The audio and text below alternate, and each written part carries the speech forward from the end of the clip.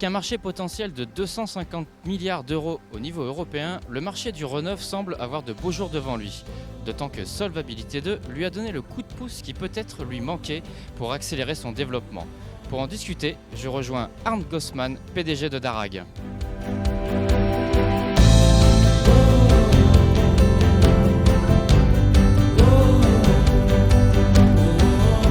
Monsieur Gossmann, bonjour. Bonjour.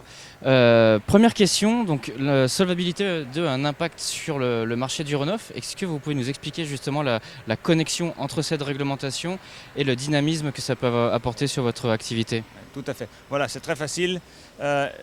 Surtout, Solvabilité 2 donne une idée aux assureurs quelle est la charge de capital qui est liée avec certaines lignes d'affaires.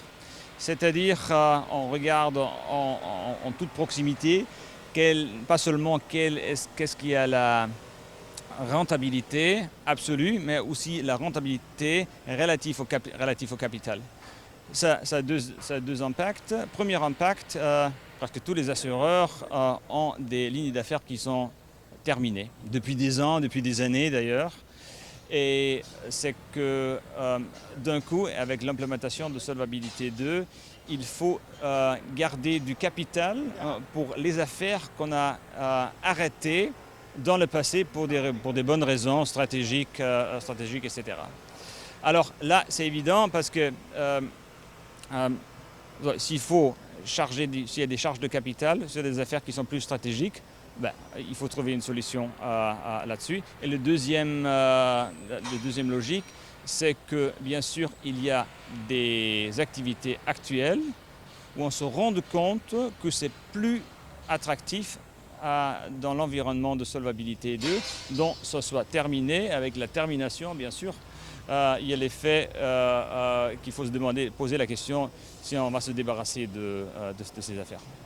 Alors, ce volume d'affaires, ça représente à peu près quel montant au niveau européen et peut-être aussi au niveau français? Voilà. On vient d'avoir les résultats du dernier sondage de PwC aujourd'hui, ici à Monte Carlo.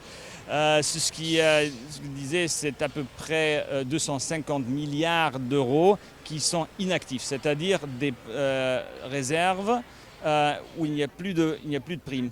Nous pensons que environ 80 milliards sont disponibles pour des transactions. Et en France, est-ce qu'il y a une estimation aussi?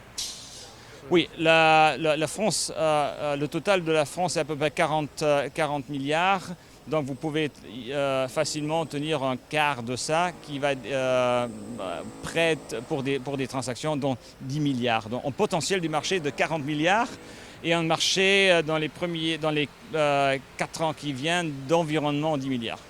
Et comment réagissent justement les acteurs qui sont concernés par cette possibilité d'externaliser donc des portefeuilles inactifs en Reneuf? Est-ce que vous sentez que justement qu'il y a un vrai appétit pour le Reneuf, ou il y a quand même une envie d'essayer de gérer ça en interne?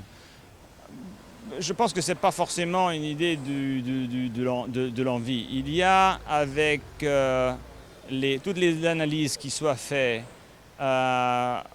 sur Solvabilité 2, il y a des effets très évidents. C'est-à-dire, en gérant, on voit de manière très évidente où est-ce qu'il y a les lignes d'affaires, où est-ce qu'il y a les parties du portefeuille qui sont par rapport à capital qu'il faut soumettre et qui ne sont plus efficaces.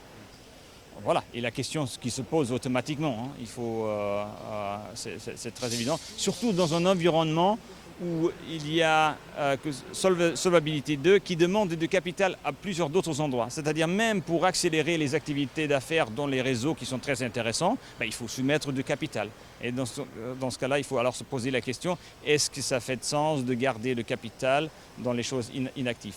Nos expériences en France, parlant avec beaucoup de gérants, c'est qu'ils sont très ouverts, très intéressés à cet outil. Mais bien sûr, c'est un outil, c'est un instrument de management qui n'est pas encore répandu que d'autres jusque-là. Je connais ça de l'Allemagne, là, il faisait 2-3 ans avant que ça a vraiment pris de vitesse. Avec Solvabilité, ça va peut-être aller un tout petit peu plus vite.